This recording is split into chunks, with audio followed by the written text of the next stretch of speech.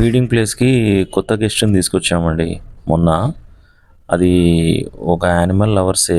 వారు చిన్నప్పుడు యాక్సిడెంట్‌లో కాలు పోయిన పిల్ల దొరికిందంట. ఈ మేల్ డాగ్. కారు కింద కాలు కట్ అయిపోతే ఇంటికి తీసుకెళ్ళి చూసుకున్నారంట.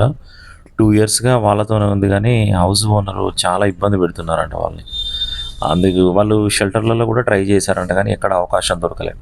షెల్టర్‌లలో ఏంటంటే అండి, చాలా ఉంటాయండి. 100 ఉంచాల్సిన ప్లేసులు ఆల్రెడీ 150 ఉంటాయి. ఏవో ఒకటి వస్తా ఉంటాయి. చాలా ఉంటాయి. అవకాశం దొరకకపోవచ్చు. చేయాల్సిన వర్క్ కన్నా ఎక్కువ చేస్తా ఉంటారండి షెల్టర్స్‌లలో.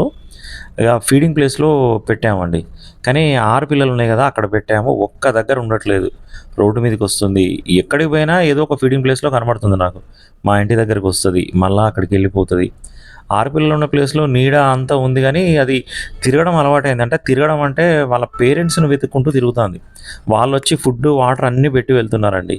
అంటే వదిలేసిన ప్రతి వాళ్ళు అవాయిడ్ చేయడం కాదండి. ఎంత ప్రేమున్నా కొన్నిసార్లు పరిస్థితుల వల్ల దూరం చేసుకోవాల్సొస్తది. వాళ్ళు ఎంతో సఫర్ అయితాండ్లండి. ఎక్కడ కనపడ్డా డాగ్ కోసం వచ్చి చూస్తున్నారు. ఫుడ్డు, వాటర్ అన్నీ పెడుతున్నారు గానీ, వాళ్ళని వెతుక్కుంటూ వాడే అక్కడ ఉండట్లేదు. అన్ని ఏరియాలు తిరుగుతున్నాడు. మొత్తం కవర్ చేస్తాండు. కానీ ఎక్కడ కనపడితే అక్కడ ఫుడ్డు, వాటర్ అన్నీ పెడుతున్నాము. చూస్తున్నాం. కనబడుతుంది. కాలు గాయం పూర్తిగా మానిపోయిందండి. ఎప్పుడో కట్ అయిపోయింది. 4 కాళ్ళు ఉన్న డాగ్ ఎంత యాక్టివ్‌గా ఉందో అంతకన్నా హైపర్ యాక్టివ్‌గా తిరుగుతుందండి. వాడికి ఏమీ ప్రాబ్లమ్ లేదు. కానీ నీడలో ఉండకుండా రోడ్ల మీద తిరుగుతుందని మనం భయపడుతున్నాం గానీ, మంచి ప్లేస్‌లో పెట్టినా గూడా వాడు తిరగడం అలవాటు గదా! ఆగట్లేదు. వాడి ఉద్దేశ్యం ఏందంటే వాళ్ళ పేరెంట్స్ కావాలని తిరుగుతాం.